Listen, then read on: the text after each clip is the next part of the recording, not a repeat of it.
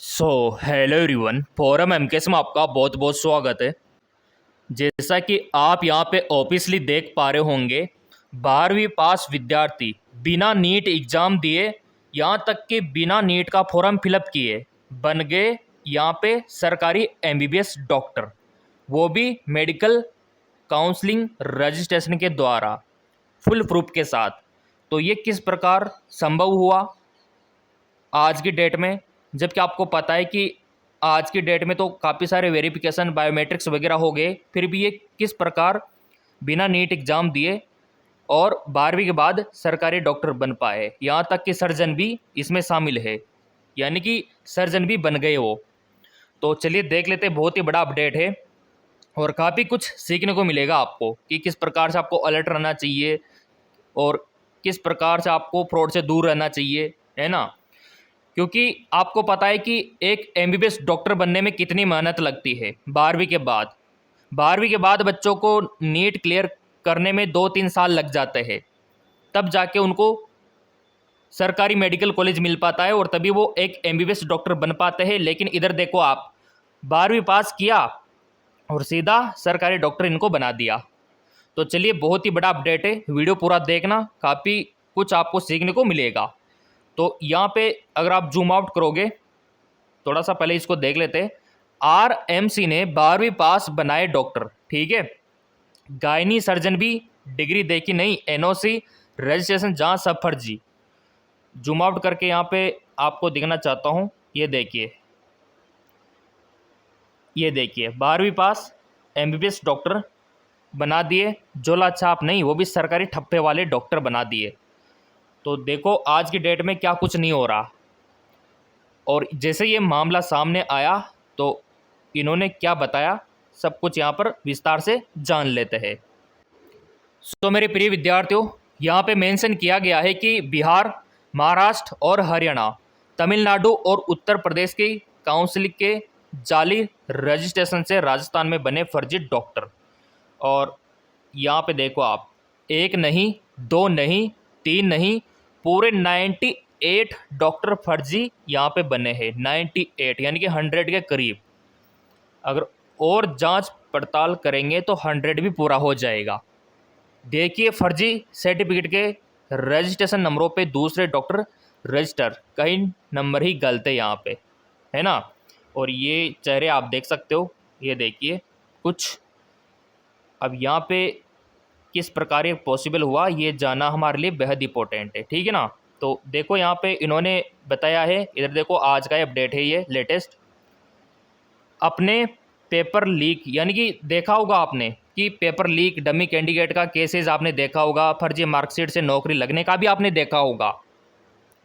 तो यही इसी प्रकार का एक केस है।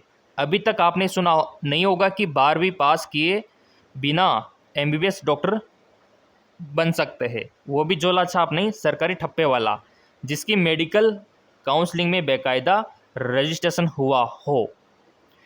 अब यहाँ पर आप सोच रहे होंगे, सर ये मेडिकल काउंसलिंग ने इनका रजिस्ट्रेशन कैसे कर दिया।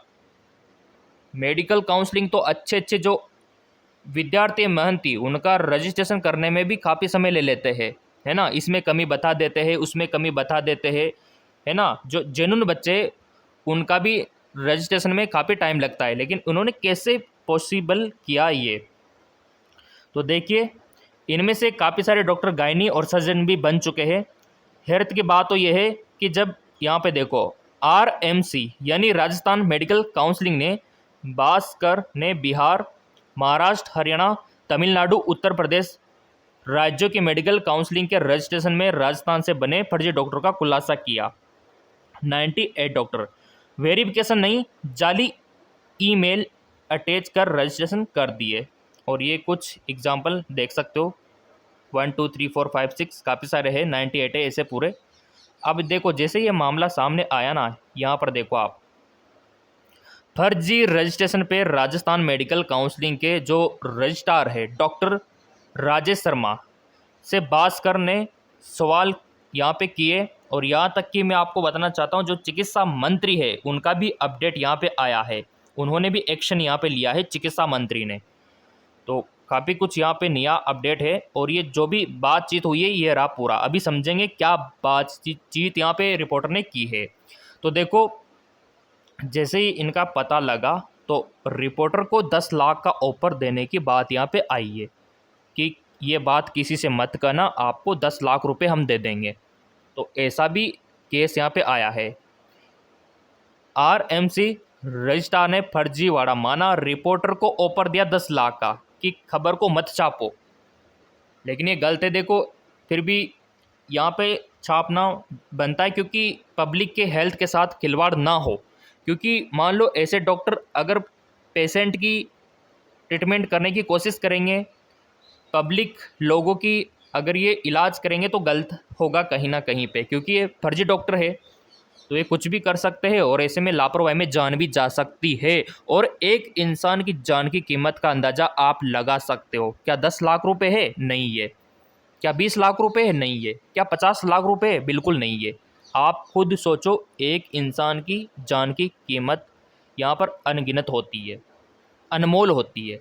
ठीक है, तो इसीलिए यहाँ पे स्वीकार नहीं किया रिपोर्टर ने।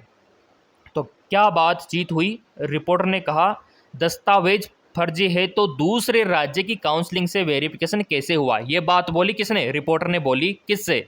यहाँ पे रजिस्ट्रार से। तो उन्होंने बोला पहले से लगे लोग फर्जीवाड़ा कर रहे हैं, मैंने तो 4 को हटा दिया। तो रजिस्ट्रार ने बोला कि जो पहले लगे हुए थे ना यहाँ पे जॉब पे, वो कर रहे थे फर्जीवाड़ा, मैं तो नहीं कर रहा, मैंने तो 4 को हटा दिया ऐसे इंसानों को, ये रिपोर्टर ने बोला। और रिपोर्टर ने फिर कहा कि खबर के लिए आपका आधिकारिक पक्ष क्या है? तो रजिस्ट्रार ने बोला कि खबर क्यों करते हो, किसी भी हो, मतलब कैसा भी हो, इल्ज़ाम तो मेरे ऊपर ही आएगा, सरकार हटा देगी मुझे, आप तो इसको निपटा दो, ये रजिस्ट्रार ने बोला। फिर रिपोर्टर ने कहा कि आप ही बताइए करना क्या है? तो रजिस्ट्रार ने बोला कि 10 लाख रुपए दे दूंगा मैं आपको, रिपोर्टर को, और इसमें देखो आपका भी फ़ायदा होगा, मेरा भी फ़ायदा होगा। और ये पैसे मैं किन से लूँगा? जो ये फर्जी डॉक्टर बने हैं ना, उनसे लूँगा मैं पैसे, और कुछ मेरे पास रह जाएंगे और कुछ मैं आपको दे दूँगा। ये बात रजिस्ट्रार ने बोली है। ये देखो, मैं करवाऊँगा इन फर्जी रजिस्ट्रेशन वालों से, इसे बुलाकर मैं पैसे लूँगा, आप तो इस मामले को निपटाओ कैसे भी। तो डर है देखो उनके अंदर, तो बस उनका तो यही है कि मामला निपट जाए कैसे भी करके। तो रजिस्ट्रार का यही कहना था। और रिपोर्टर ने बोला कि इन पर आप एक्शन नहीं लोगे क्या? ये रिपोर्टर ने बोला।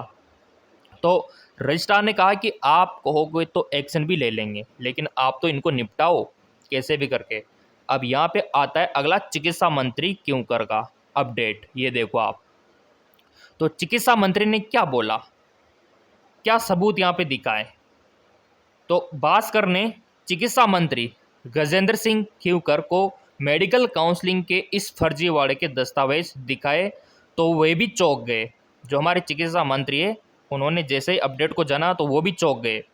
बोले कि यह बेहद गंभीर मामला है, इसकी तह तक जाएंगे, जिन लोगों ने ऐसा किया है उनके खिलाफ सख्त एक्शन लेंगे। उन्होंने कहा है कि यदि आप पूरी डिटेल दे दोगे ना तो आरएमसी के ऑफिस को सीज कर देंगे, ये चिकित्सा मंत्री ने बोला है। और देखो ऐसे ऐसे कारनामे हो रहे हमारे देश में, और इससे क्या हो रहा है कि हमारे जो मेहनती बच्चे हैं ना, वो बेचारे मतलब मेहनत करते हुए भी डॉक्टर नहीं बन पा रहे, जबकि ऐसे साथ दिमाग वाले 12वीं पास करके भी डॉक्टर बन रहे हैं, वो भी एमबीबीएस। तो ये सोचने वाली बात है और चिकित्सा मंत्री को थोड़ा एक्शन यहाँ पे लेना चाहिए। मेरे को पता है कि जो नीट की तैयारी कर रहे हैं बच्चे, वो रात दिन एक करते हैं, ना तो वो यहाँ पर आपने देखा होगा, ना वो टाइम पे सोते हैं, ना तो वो रात दिन देखते हैं, ना वो खाना पीना देखते हैं समय पे, ना तो वो खाना खाते हैं। तो बेचारे वो, उनका क्या होगा आप ही समझो। अगर ऐसे ऐसे डॉक्टर बन जाएंगे तो भीड़ तो वैसे इकट्ठी हो जाएगी।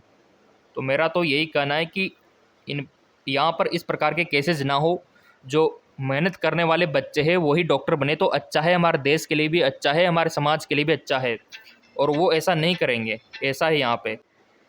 सो मेरे प्रिय विद्यार्थियों, इसके बारे में आपका जो भी ओपिनियन है वो आप बता सकते हो और चैनल को सब्सक्राइब ज़रूर कर लेना, ताकि ऐसी अपडेट जो एनटीए की है, जो मेडिकल काउंसलिंग की है, जो रिपोर्टर की है, वो आप तक पहुँचे और आपको भी पता लगे कि ऐसा ऐसा हो रहा है ना। तो सब्सक्राइब करके बेल आइकन पे प्रेस कर लेना, और नीट का जो भी अपडेट आएगा, एनटीए का, एमसीसी का, सब मैं आप तक शेयर करने वाला हूँ।